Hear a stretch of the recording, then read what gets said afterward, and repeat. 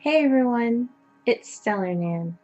For today's video, I'll be making a coffin-shaped box from Super Ghouls and Ghosts as part of my SNES Classic Craft series. In the beginning of the first level, you can see coffins with Ankh symbols. You can see them in the background, as well as popping out of the ground to reveal zombie enemies. The Egyptian Ankh symbol has to do with eternal life. I'm guessing that's why the game designers decided to put it on a coffin that has zombie enemies. Or maybe they thought it looked kinda neat. This game series is often known for its difficulty. Even the first level can sweep your legs out from underneath you if you aren't paying attention. Through trial and error, you've got to memorize enemy patterns, where power-ups are, and how to tread carefully. So here's a craft based on something from the first level as a little in-joke about the game's difficulty. For this craft, you'll need the printed pattern that you can find in the description box below, scissors, a pencil, black poster board or cardstock that's at least 3 pages worth, super glue, a paintbrush and a cup of water for washing your paintbrush, Mod Podge, a sheet of gray craft foam, and lastly, a tiny bit of gold paint. First, you'll want to take your coffin lid pattern and your coffin bottom pattern and cut them out along the navy blue line around the entirety of each piece. With a pencil, trace them onto poster board. With the pencil lines transferred, cut them out. Fold the black pieces, according to the printed pattern pieces, along the dotted lines. Next, glue the in-between flaps together.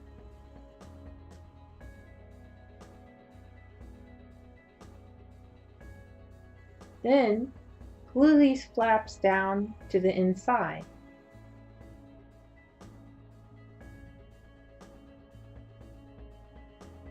Finally, glue the secondary flaps down, covering the in-between flaps. Set these aside for now. Cut out the inside bottom box, the graphic that goes with it, and the inside lid.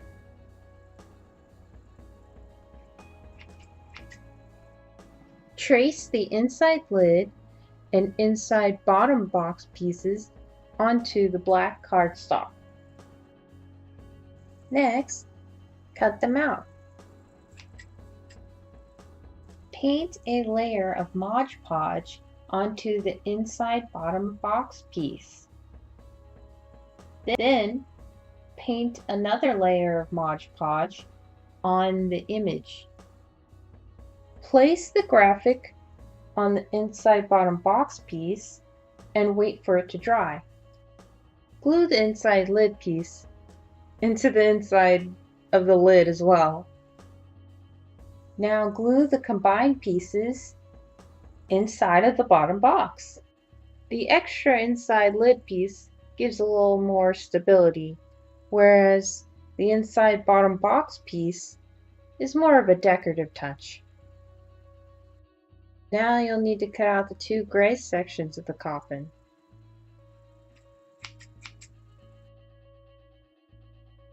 Trace these patterns onto gray foam, then cut it out.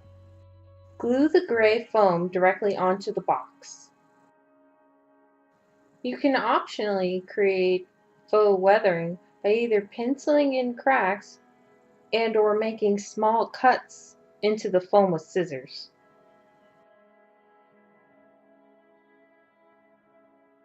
Super Ghouls and Ghosts didn't really evolve too much from its previous game on the NES, like many other game series did.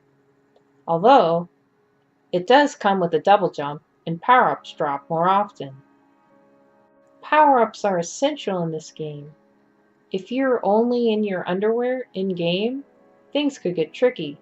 especially when enemy placement can be a bit intense sometimes if you don't know what to expect next.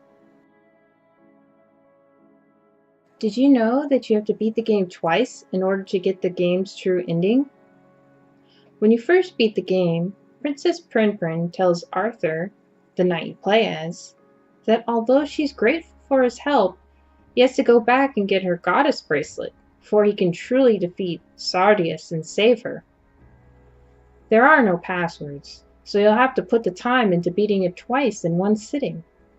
Do you think it's unreasonable to have to beat a game twice in order to get its true ending?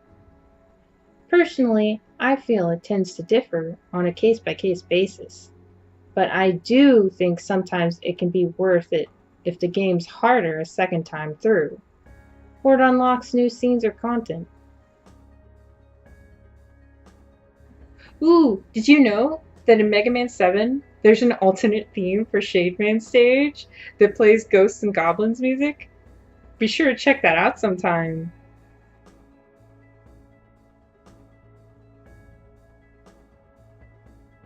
And now it's time for the Ankh symbol. First, cut it out. Next, trace it onto the white foam and then cut it out again. Paint a thin border of gold paint around the entire symbol. Finally, glue it onto your box. And there you have it, a neat little coffin box for storing zombie keepsakes or to give to a ghoul friend. Thank you for checking out my video. If you enjoyed it and want to support me, join the Stellar fam by subscribing to my channel. Stay stellar!